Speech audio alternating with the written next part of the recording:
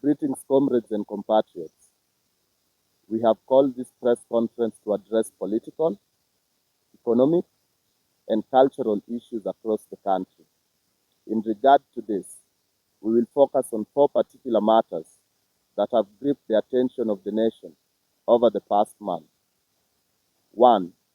The death of Raila Odinga and the way forward for Kenyan youth. 2. The 8 bills signed into law by William Ruto and with a specific focus on the Privatization Act. 3. Mashujaa Day and the state awards that were conferred on that day, with a specific focus on the award that was conferred on the late Ngugi wa Thiong'o. 4. We will talk about the political situation in East Africa. And lastly, we will talk about the voter registration process.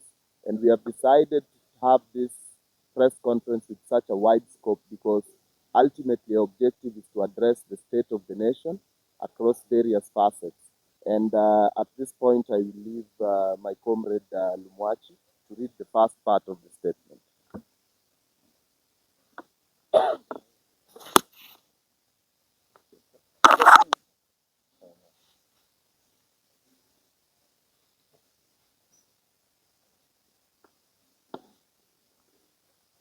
Hello everyone. My name Hello everyone. My name is Faith Lumwachi, a member of Kongamano la Mapinduzi. I'm going to read the death of Raila Odinga and the way forward.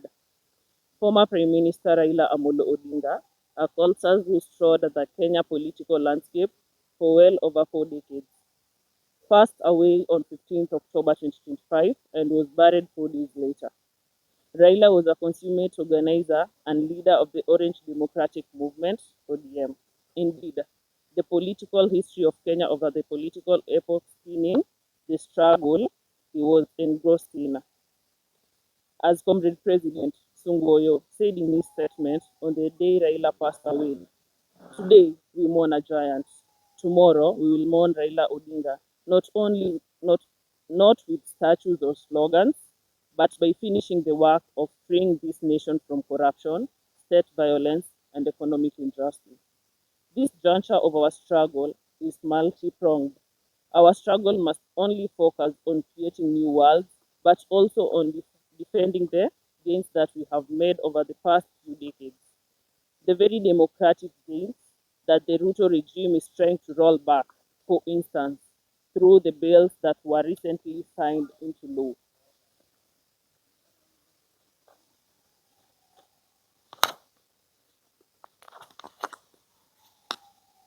Viva Comrades Viva. Viva. My name is Sophie Mogurenjeha. I'm the current Secretary General for the Revolutionary Gen Z Movement.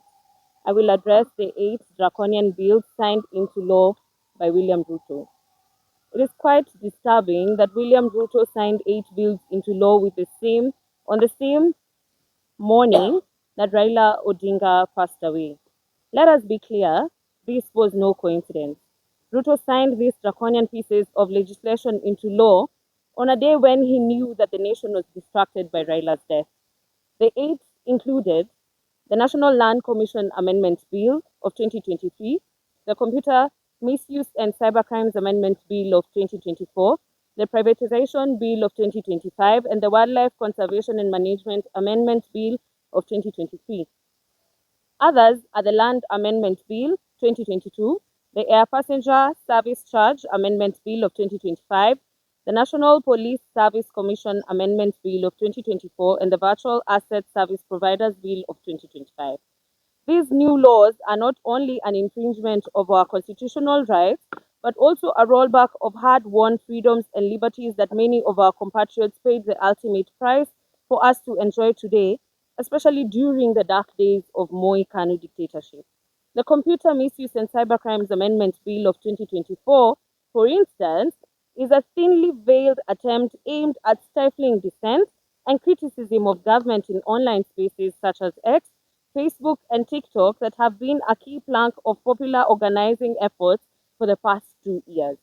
These online spaces have sparked debate, helped in mobilization efforts, and coordination of events that have reshaped the political landscape in our nation.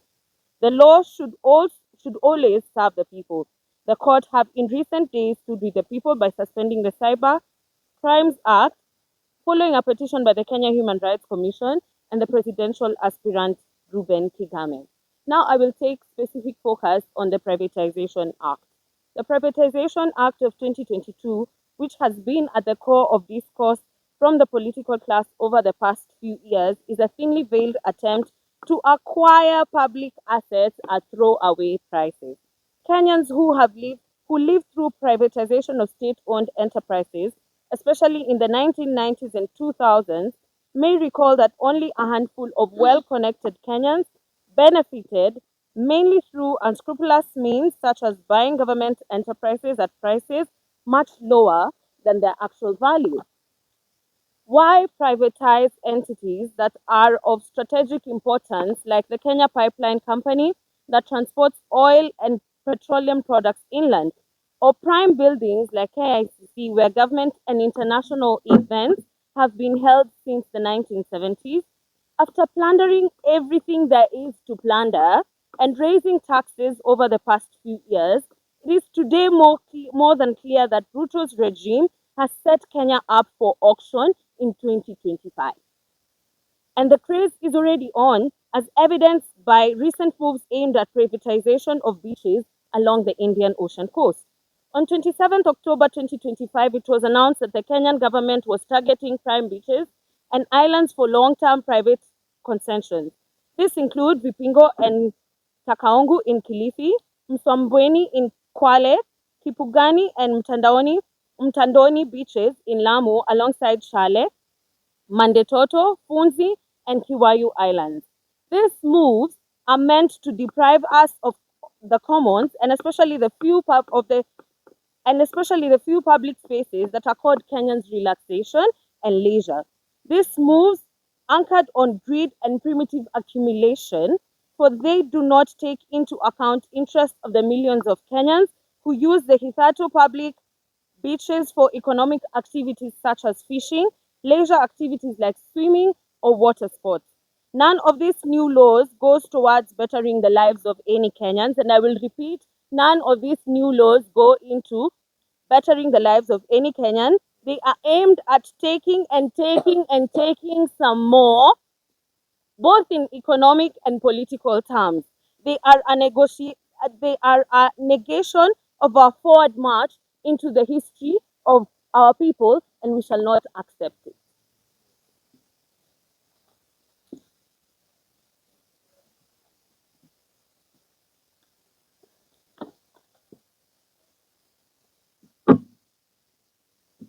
Viva comrades, viva. Viva. Matea Kemunto from Kongamano la Mapinduzi, and I'm to go through the Mashujaa Day and State Awards by featuring Ngungi wa Thiong'o.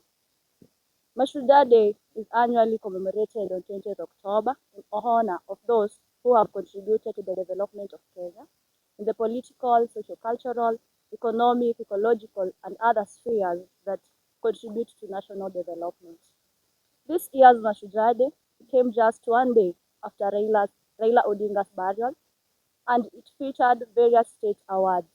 Ngungi wa Thiong'o was one of those posthumously awarded, one of the most posthumously awarded. Writing on the Diaspora Times, Professor Peter Ndiangu recently made reference to one of his early articles that had proposed a state award of Ngungi wa Thiong'o, and Ngugi's reaction to the article was, when I shared the article with Ngugi himself, he was deeply moved by the gesture but firm by his principle. He told me in Gikuyu, of which I'll read in a translation to English. If I'm honored by the people of Kenya, I will accept it with gratitude. But if I'm honored by Ruto, I will not accept it. That was words Ngugi wa Thiong'o mentioned. Ngugi repeated this statement more than once. First, in a three-way conversation with Honorable Geoffrey Wandeto, MP of Tetu, who had submitted my appeal to Parliament, and later with Dr. D.K. Gitau, the editor of Diaspora Times. His position was unambiguous and unwavering. When Ngugi wa Thiong'o passed away in May this year, he had never retracted those words. Given that Ngugi never retracted his refusal of such an award, Professor Liengao recounts that this could only have been an act of political opportunism by the Ruto regime. Why is the Ruto government so determined to reward great Kenyan figures who declined those very awards while alive? It definitely is an act of political opportunism that is not only meant to sanitize past regimes that once hounded individuals like Ngugi, but also engineered to manufacture sympathy and acceptance for the Ruto regime that is on its way out of government.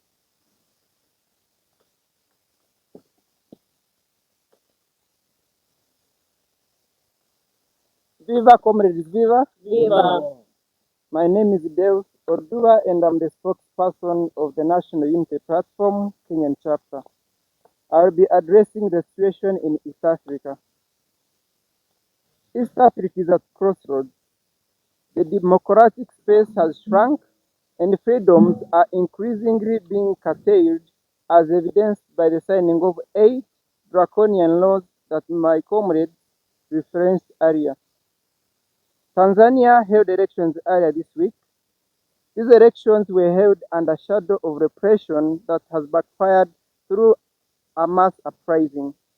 That mass uprising is today threatening the status quo in Tanzania, for it seeks to restore the values of justice and dignity that Mwalimu Julius Nyerere stood for.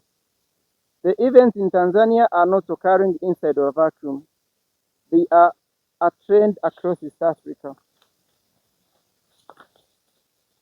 All across the countries that comprise the East African community, leading figures in opposition politics are either repressed, in jail, or non-existent. In Tanzania, the opposition leader Tundu Lissu is undergoing a treason trial, a situation similar to what prominent opposition leaders in Uganda, Rwanda, and South Sudan are also undergoing. Somalia is in a state of political turmoil, while Burundi has no political opposition to speak of. Imagine. Many youth in Kenya continue to face trumped-up charges, including those related to terrorism, for simply participating in the youth-led protests of June 2024 and June 2025 that sought to demand for a Kenya that could guarantee them peace, justice, and dignity. The people are our mountains. Our struggle against power must center the people and the immediate issues that confront them and their communities every other day. In fact, the people of East Africa have already centered themselves within their diverse struggles, as evidenced by events in Kenya over the past year and the happenings in Tanzania over these past few days.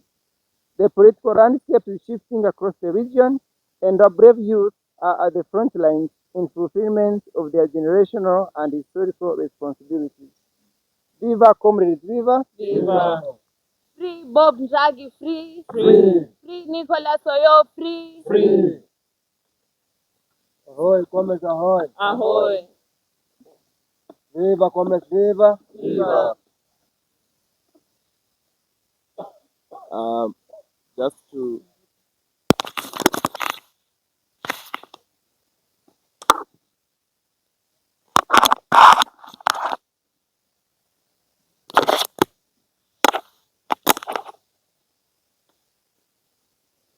My name is Sungu Oyo. I will read the last section of our statement, which is on voter registration, the ongoing voter registration process. But before that, it's just to add to what my comrade from the National Unity Platform spoke about. And just to reiterate our earlier demand, our consistent demand for the release of Bob Njagi and Nicholas Oyo, who are still held by Ugandan authorities. We also reiterate our demand for the release of Sam Mugumya, who was abducted north of Kampala, near Masindi, after his arrival from Kenya 1 month ago. We reiterate our demand for the release of Kizza Besigye and other opposition leaders or activists held by the regime, and most of who are undergoing various forms of torture. Same to Tanzania, we reiterate the demand for the release of Tundu Lissu. And here at home, we demand that the government must stop abusing the institutions of the state, such as the Office of the Director of Public Prosecution, which is being used to fuel trumped-up charges against young people whose only crime was to participate in the protests and to demand for a better country, but who are being charged with terrorism charges today. I will read the section on voter registration. Comrade Power. Power. Kenya stands at a crossroads once again. As the second week of voter registration passed, the Independent Electoral and Boundaries Commission at the IEBC reported that around only 20,500 new voters had registered, an alarmingly small fraction of the more than 6.3 million target.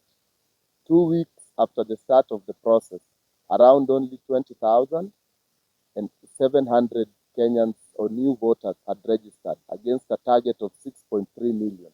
And this is indeed a very low figure. This small number is not just a statistic. It is a reflection of a nation's frustration, disillusionment, and fatigue. Many young Kenyans have rightly concluded that elections are not going to save us. They are right, but only partly. Elections on their own will never change much. They have not changed much in the past. But elections in this era of Gen Z, holding power to account through mass street protests and other forms of action, can change much. To abandon elections entirely is to surrender one of the few tools that we have in our possession and which can shape our collective destiny. And I'll repeat that section, especially for the many young Kenyans who are not engaged in the registration process.